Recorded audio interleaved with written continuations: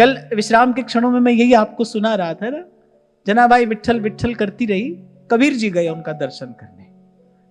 बड़े बड़े संत जा रहे हैं जनाबाई का दर्शन करने, अब वो बेचारी कुछ जानती नहीं, वो तो कुछ नहीं जानती है अपने विट्ठल के सिवा। एक शब्द मिल गया, जैसे हमारे सेवक जी कह रहे, एक शब्द हरिवंश नाम राख्यो समीप गए। और मैं आपको बताऊं भाई, जीवन बड़ा सरल सुगम हो जाता है जब सारे विकल्प समाप्त हो जाते हैं। बुद्धि का सारा द्वंद्व ही तो समाप्त हो जाता है, कोई रास्ता है ही नहीं। और यही सोचिए, यही विचारिए भाई, एक भगवान का नाम ही एकमात्र मार्ग है और कोई मार्ग है ही नहीं, हमको लेना भी नहीं। एक मार्ग, मन चित्त की वृत्ति अनन्य तभी तो होगी जब पहले आप एक मार्ग चुनोगे। सुबह ये किया, शाम को ये किया, आज ये किया, कल वो किया। संसार में भी मन भटक रहा है, यहां भी मन भटक रहा है। मन का भटकना तो एक सा है। और सावधान, बांधने वाला अगर पाप है तो बांधने वाला पुण्य भी है।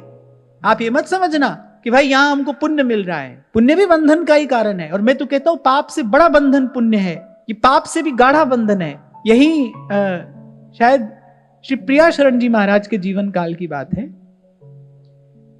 उन्होंने कोई अनुष्ठान आरंभ किया, बड़ी शुद्ध सात्विक रीति से, बड़ी निष्ठा से मंत्र के अनुष्ठान में लगे, शायद गोपाल मंत्र का अनुष्ठान कर रहे थे। अब जब अनुष्ठान आरंभ किया तो उनके मन की दशा कुछ और थी। जब जैसे जैसे अनुष्ठान सिद्धि की ओर बढ़ने लगा, अब सिद्धि आपको कुछ भी हो पर सहज नहीं रहने देगी।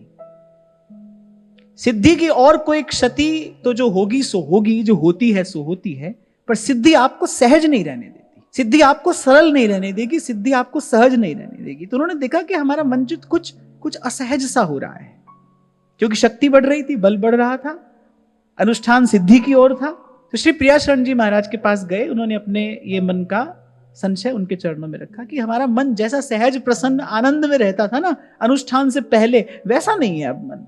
तो पूज्य बाबा ने कहा कि अनुष्ठान पूर्ण हो गया? बोले नहीं, अभी पूर्ण नहीं हुआ है, बस पूर्णता की ओर है। बाबा ने कहा अगर हमारी बात मानो तो इसको यहीं छोड़ दो, अनुष्ठान पूर्ण होगा, आपको कुछ ना कुछ प्राप्त होगा, आपके जीवन की सहजता, आपके जीवन की सरलता, ये जो मन का आनंद है बोले ये सब चला जाएगा, कुछ मिलेगा पर ये सब चला जाएगा। उनकी बाबा में श्रद्धा थी, उन्होंने बाबा की बात मानी और तत्काल वो अनुष्ठान बीच में ही छोड़ दिया। तो उन्होंने कहा क्या करूं?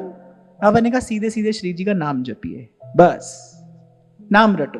बाबा ने यही उपदेश किया, पहले छोड़ो ये मंत्र का अनुष्ठान, यही छोड़ो, नाम रटो, नाम जपो। पहले नाम है, फिर ले आएगा नाम, संत को ले आएगा आप तक। और संत आ गए तो संत मिले फल चार। संत तो लोक परलोक दोनों को ही सुधारने वाला है, बनाने वाला है,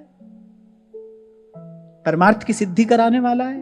और यहां तो कह रहे हैं कि संत जिनके स्पर्श मात्र से संसार का जीव पवित्र हो जाता है। तभी आपको बार बार कहता हूं भाई, अनेक बार मैं आपसे कहता हूं कि गोता लगाना है तो फिर इन संतों की वाणी में जो प्रेम का, भाव का, अमृत का समुद्र लह लहा रहा है, इसमें गोता लगाइए, ये असली तीर्थ हैं।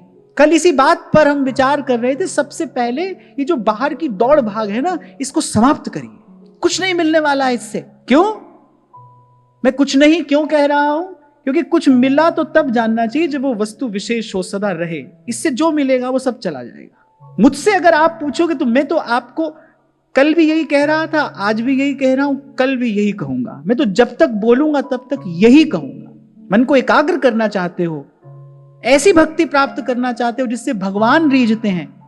भगवान कह रहे हैं अनन्य भक्ति, अव्यभिचारिणी भक्ति। मन के इस व्यभिचार को, मन की इस चंचलता को समाप्त करना चाहते हो तो अपने मन में सुदृढ़ प्रकार से ये संकल्प कर लीजिए, निश्चय कर लीजिए कि भाई अब हमारे लिए केवल एक ही मार्ग है, एक ही मार्ग। सिमरिए नाम रूप बिन देखे,